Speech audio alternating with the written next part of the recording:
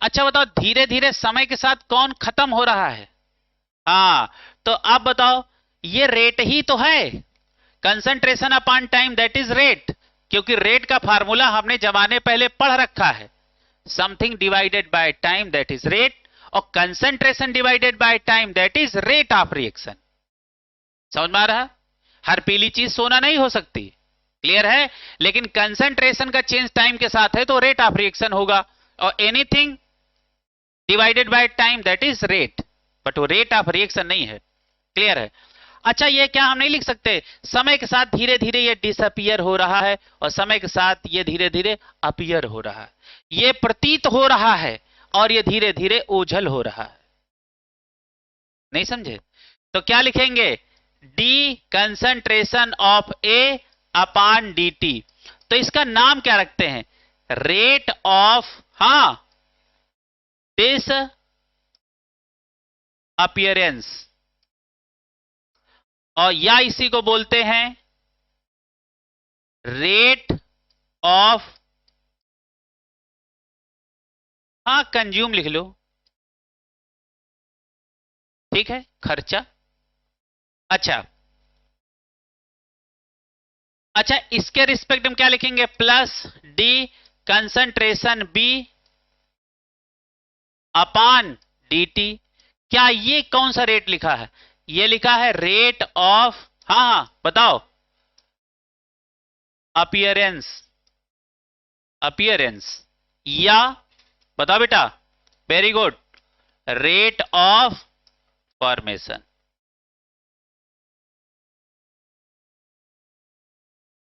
ये लिखना आ गया।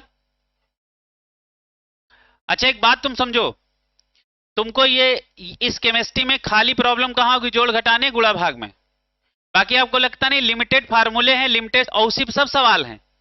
बताओ आरके पे कितने सवाल लग गए, है ना, बड़े को बड़ा रहने दो तो छोटे को पलट दो, कितने सवाल लग गए? इसके अलावा भी कोई फार्मूला बताया क्या, है ना? ऊपर से नीचे जाने पे रिडक्शन इलेक्ट्रोड पोटेंशियल क्या होता है, बढ़ता है, और रिड्यूसिंग पावर घटती है, ऑक्सीडाइजिंग पावर बढ़ती है, ऑक्सीडेशन इलेक्ट्रोड पोटेंशियल घटता है, अपनी पावर अपने पोटेंशियल का उल्टा होता है। फिर हमने एप्लीकेशन में सिखा दिया रेड रिया electropositive universally proportional reduction electrode potential, है ना? पढ़ाया कि नहीं पढ़ाया? तो बताओ फिर काहे का टेंशन है? अच्छा इसको हम लिख क्या सकते हैं, अब इन दोनों को लिखना है तो हम क्या लिख सकते हैं, minus D concentration of A upon D t equal to plus D concentration of B upon D t. देखो जिस रेट से ये खर्चा हो रहा होगा, माइनस मतलब खर्चा हो रहा होगा, उसी रेट से ये बन रहा होगा, तो दोनों के रेट आपस में बराबर होंगे। पता लगे ये 25% खर्चा हुआ तो वो 50% नहीं बनेगा, यदि ये 25 खर्चा हुआ तो 25 से बनेगा। इसका मतलब दोनों का रेट सेम है बट दोनों का कंसंट्रेशन अलग अलग है, एक का जिस रेट से घट रहा है दूसरे का सेम उसी रेट से बढ़ रहा है। क्लियर है? अब हम इसको यदि इक्विलिब्रियम में लेके चले जाएं तो एक समय ऐसा आएगा ना वो हद से ज्यादा घट पाएगा ना वो हद से ज्यादा बढ़ पाएगा, इसी के जस्ट आगे तो केमिकल इक्विलिब्रियम शुरू हो जाता है, आए ना? चलेगा, आगे लिखो, अगली बार लिखो, नई लाइन से लिखो। अब हम आपको एक रिएक्शन देंगे और उसको लिखना, चलो लिखो। तो इसको यदि हमको रेट ऑफ रिएक्शन के भाषा में लिखना हो तो इसको हम क्या लिखेंगे, एक बताओ। तो रेट ऑफ रिएक्शन में लिखना हो तो हम इसी क्या लिखेंगे, बताओ बेटा, नहीं लिख देंगे, rate of reaction equal to minus क्या लिखेंगे, minus D concentration A by d t और बराबर plus D concentration B upon D t. बताओ रेट ऑफ रिएक्शन लिखना आ गया। अब हम आपको एक क्वेश्चन देंगे, रेट ऑफ रिएक्शन की फार्मूला हमको निकाल के दिखाना। रेट ऑफ डिसअपियरेंस और रेट ऑफ अपीयरेंस आपको कायदे से समझ में आना चाहिए। डिसअपियर होना मतलब गायब होना, अपीयर होना मतलब प्रतीत होना, मतलब क्या है, दिखना और दिखना और दिखना, ये क्या है, अपीयरेंस। ठीक है, अगली क्वेश्चन हमने कहा 2a ये बना रहा है 2b। रेट ऑफ रिएक्शन का फार्मूला लिखें।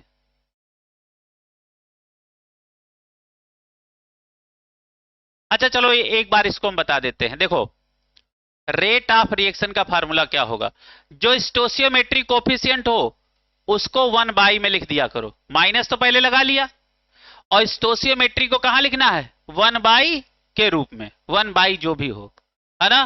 फिर क्या लिखोगे, d concentration of A upon D T बराबर प्लस, बताओ बेटा, 1/2 D concentration of B upon D t. Clear है। अच्छा देखो क्या हुआ, दोनों का मैग्नीट्यूड सेम है, डायरेक्शन उल्टा है ना। तो इसको क्या ये लिख सकते हो, rate of reaction equal to minus D concentration A by d t, है ना, बराबर बराबर, फिर क्या लिख सकते हो, ये दो मल्टीप्लाई होके यहां चला जाएगा, क्रॉस मल्टीप्लाई, तो क्या लिख सकते हो, 2/2 plus 2/2 d concentration B upon D t. अब मन करे तो आपको इसको इधर ले आओ, तो ये हो गया, कट गया, तो बताओ रेट ऑफ रिएक्शन का फार्मूला पहले वाला ही तो बन गया, minus D concentration A upon D T बराबर plus D concentration B upon D t. Clear है, लिख लोगे। तो एक बात तो समझ में आ गई, यदि रिएक्टेंट और प्रोडक्ट का स्टोसियोमेट्रिक कोफिशिएंट सेम है तो दोनों का रेट ऑफ अपीयरेंस और डिसअपीयरेंस सेम होगा, बट डायरेक्शन अपोजिट होगी। मान लो हम यहां 2 की जगह 3-3 कर ले, 4-4 कर ले, 5-5 कर ले, 100-100 कर ले, सबका फार्मूला यही होगा। क्लियर है। अब हम दोनों का स्टोसियोमेट्रिक कोफिशिएंट बदल रहे हैं, है ना। अगला लिखो, ये दूसरा एग्जाम्पल था, तीसरा एग्जाम्पल लिखो। हमने कहा ए 2b में कन्वर्ट हो रहा, ए 2b में कन्वर्ट हो रहा, अब इसको लिखो, है ना। अब देखो इसको क्या लिख सकते हैं, माइनस, पहले हम क्या लिखते हैं, रेट ऑफ रिएक्शन, क्या लिखेंगे, minus D concentration of A upon D T बराबर plus 1/2 D concentration of B upon D T. पक्का। क्या हम इसको ऐसे नहीं लिख सकते हैं, बताओ, rate of reaction equal to क्या लिख सकते हैं, इस दो को इधर मल्टीप्लाई कर दो, तो क्या लिख सकते हैं, minus D concentration of A upon D t into 2 बराबर प्लस और D concentration of B upon D t. बताओ लिख सकते कि नहीं, आराम से लिख सकते हैं। मान लो कभी ऐसा लिखा हो तो हमने किया क्या, इस वाले 2 से हमने क्रॉस मल्टीप्लाई कर दिया, और मान लो ये 2 यहां नहीं लिखा होता, यहां लिखा होता, मान लो ये 2 हम यहां नहीं लिखते, यहां लिख देते, rate of reaction equal to, ऐसे लिखा होता -2 और D concentration of A upon D T बराबर plus D concentration B upon D T. तो क्या ये कुछ अलग हो गया, सेम वही चीज है, ठीक है। तो 2 चाहे जहां लिख लो, तो रेट ऑफ अपीयरेंस और डिसअपीयरेंस निकालना आ गया, है ना। और यहां जितनी भी मैं कंसंट्रेशन ले रहा हूं सब मोल पर लीटर में ले रहा हूं, ग्राम में नहीं ले रहा हूं। यहां सारी कंसंट्रेशन किसमें है, मोल पर लीटर, जो कि हम आपको रेट ऑफ रिएक्शन का यूनिट लिखाते समय दिखाया है। अच्छा इनके नंबर डाल लो, इनके नंबर डाल लो, जैसे इसको बना लो,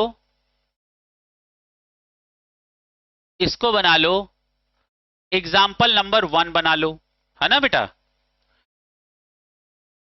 और इसको बेटा एग्जाम्पल नंबर, अच्छा 2 है, इसको एग्जाम्पल नंबर 2 बना लो इनके कारण है, और इसको एग्जाम्पल नंबर 3 बना लो।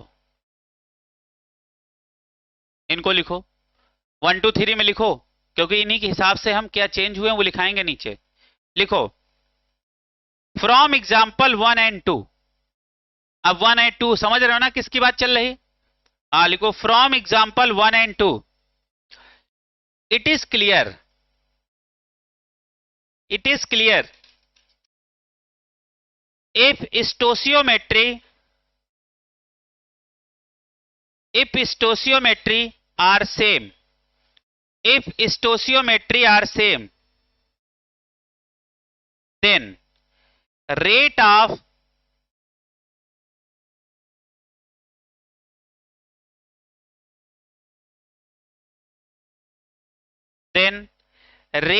disappearance will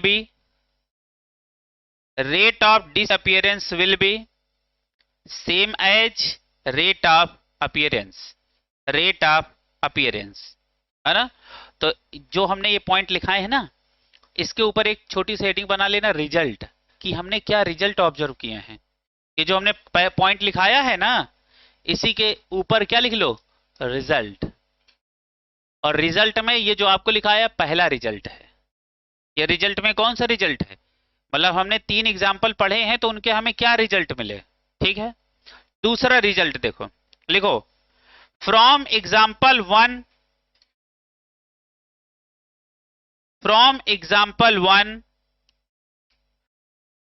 it is clear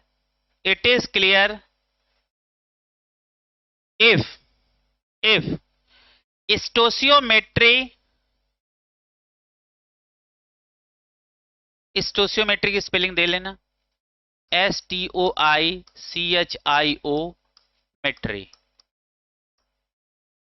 लिखो। If stoichiometry is 1, if stoichiometry is 1, then rate is known as rate of reaction,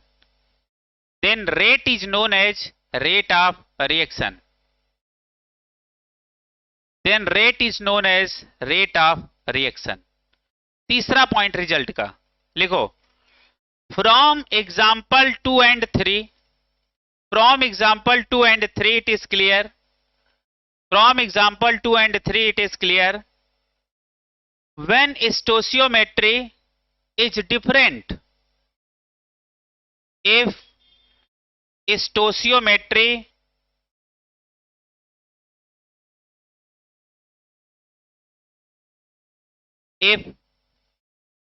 stoichiometry is different, then different then 1 लिखो, डिफरेंट देन 1 मतलब एक के अलावा, डिफरेंट देन 1 कॉमा करके लिखो, then rate of reaction will not B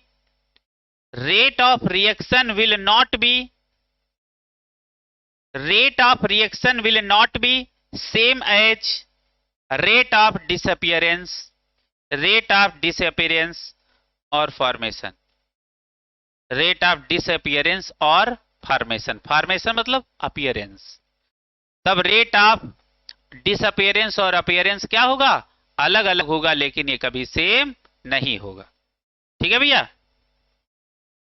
अगला point लिखो, एक हेडिंग बना लो या इसको नोट करके पॉइंट लिख लो, लिखो टू कन्वर्ट रेट, और इसमें मोस्ट इंपॉर्टेंट कर लेना, रेट और रेट ऑफ रिएक्शन दोनों अलग अलग चीजें हैं। रेट क्या हमने बोला, रेट में कभी स्टोशियोमेट्री का इन्वॉल्वमेंट नहीं होता है, जबकि रेट ऑफ रिएक्शन में स्टोशियोमेट्री का इन्वॉल्वमेंट होता है। क्लियर है। तो अभी तक हमने क्या पढ़ा, अभी हम तब से रेट ऑफ रिएक्शन पढ़ा रहे थे, क्योंकि हम सब में स्टोशियोमेट्री का इन्वॉल्वमेंट कर रहे थे।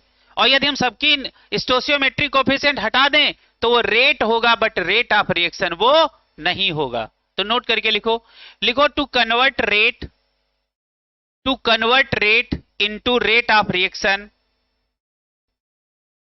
Divide rate by their stoichiometry coefficient, divide rate by their stoichiometry coefficient. अच्छा, ये किसका रेट, रिएक्टेंट और प्रोडक्ट दोनों के रेट को डिवाइड करना किससे है, स्टोशियोमेट्री कोएफिशिएंट से। अब मैं तुम्हें देखो दिखाना चाह रहा हूं, जैसे ये लिखा है A और ये लिखा है 2B, हम इसका रेट लिखना चाहें तो हमने कहा minus D concentration A by dt, है ना, और हम क्या लिखे, इसको क्या लिखेंगे, माइनस प्लस, है ना, D concentration of B upon dt, तो ये रेट है। ये क्या है? ये रेट है। बट यदि हमको रेट ऑफ रिएक्शन लिखना है, इसी के बराबर कर लो। क्या लिखोगे? Plus D concentration B upon dt।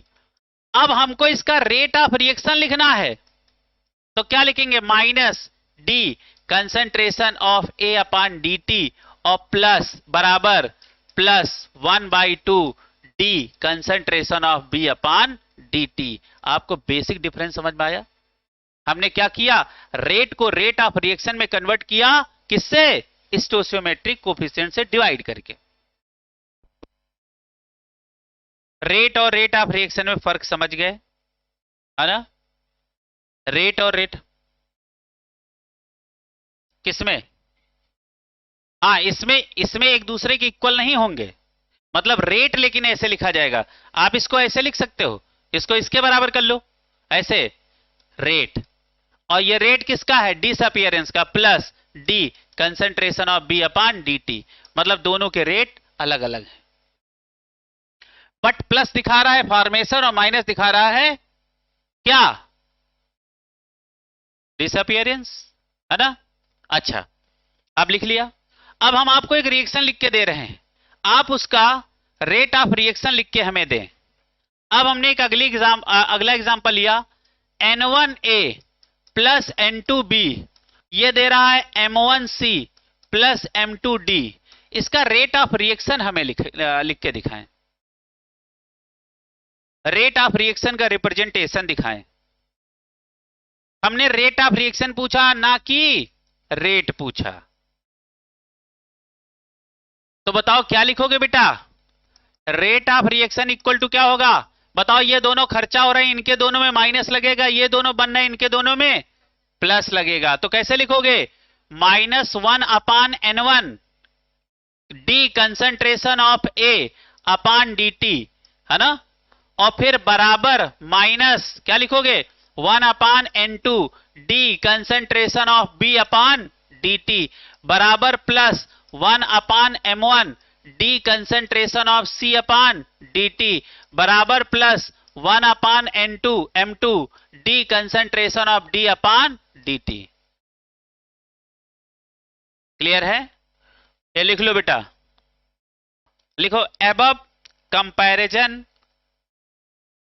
comparison is only possible when above comparison is only possible when concentration is in mole per liter। अब ये मोल पर लीटर को, अभी तक हमने जो भी तुम्हें पढ़ाया ऊपर कंसंट्रेशन किस में लेके पढ़ाया? मोल पर लीटर। फुल स्टॉप कर लो, ठीक है? अच्छा बताओ, आपको यदि ग्राम पर लीटर कहीं दे दिया जाए, तो आप ग्राम पर लीटर से मोल पर लीटर में जाना चाह रहे हो, है ना? तो क्या करोगे? आप डिवाइड किए होगे उसको मॉलिक्यूलर वेट से। और मान लो आपको ग्राम पर लीटर में जाना है, तो आप क्या करोगे? मल्टीप्लाई करोगे मॉलिक्यूलर वेट से। यह अभिषेक तुम्हारा वाला सवाल है, ठीक? चलो एक इसी बात पे क्वेश्चन हो जाए। लिखो, right instantaneous rate of reaction, right instantaneous rate of reaction for the following chemical reaction, है ना? देखो, हम आपको इक्वेशन बोलेंगे, नीचे तुम 2 लाइनें छोड़ देना, फिर इक्वेशन बोलेंगे, फिर 2 लाइनें छोड़ देना, है ना? तो पहली लिखो, नंबर 1 इक्वेशन लिखो N2 प्लस 3H2। पहला किसका लिखना है? N2 प्लस 3H2 और इक्वल टू 2NH3। इसके नीचे 2 से 3 लाइनें छोड़ दो। दूसरा लिखो H2 प्लस I2, ये क्या हो जाएगा? 2HI। फिर 3 लाइनें छोड़ो। फिर तीसरा लिखो 2SO2 2SO2 लिखो, लिखो 2SO2 plus O2, 2SO2 plus O2, 2SO3। तीसरा क्या लिखेंगे, 2SO2 प्लस O2, ये क्या लिखेंगे 2SO3। चौथा लिखो, लिखो 2N2O5, 2N2O5 एरो लगा के लिखो, लिखो 4NO2 और plus O2, 4NO2 plus O2।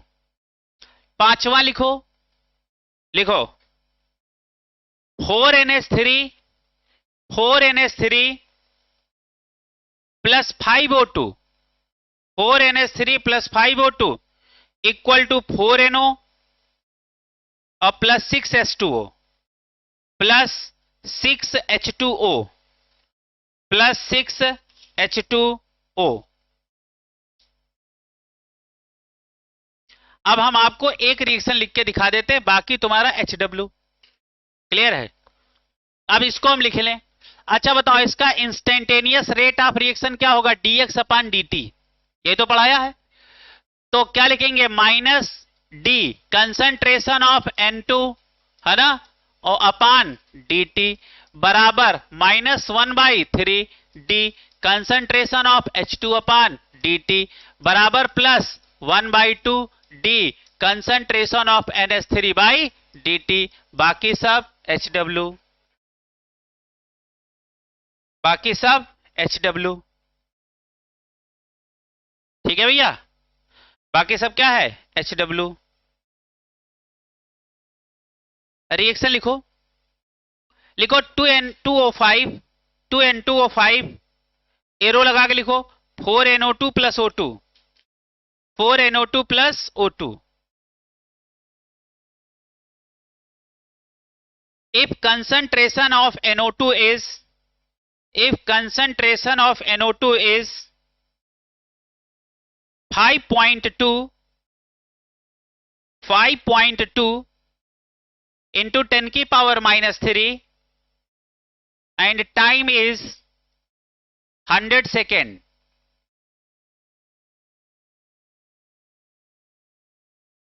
बताओ हमने क्या, सेंटेंस पूरा पढ़ो बेटा, क्या पढ़ा लिखाया, पहले रिएक्शन लिखाई, फिर बेटा हमको सुनाई भी दे। हाँ क्या लिखा, हाँ हाँ, कंसंट्रेशन ऑफ NO2 10 की पावर -3 और टाइम कितना है 100 second. Calculate rate of reaction, calculate rate of reaction. बढ़िया सवाल है कि नहीं। अरे रेट ऑफ रिएक्शन डिसअपियरेंस और अपीयरेंस के बराबर होता विद स्टोइकियोमेट्रिक कोफिशिएंट, समझ में आ रहा।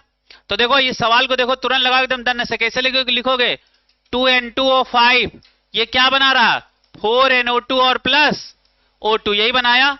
तो इसका रेट ऑफ रिएक्शन क्या लिखोगे, लिखोगे -1/2 D concentration of N2O5 upon dt बराबर प्लस 1/4 कंसंट्रेशन ऑफ NO2 है ना अपान dt बराबर प्लस क्या लिखोगे डी कंसंट्रेशन O2/dt, ये लिखोगे।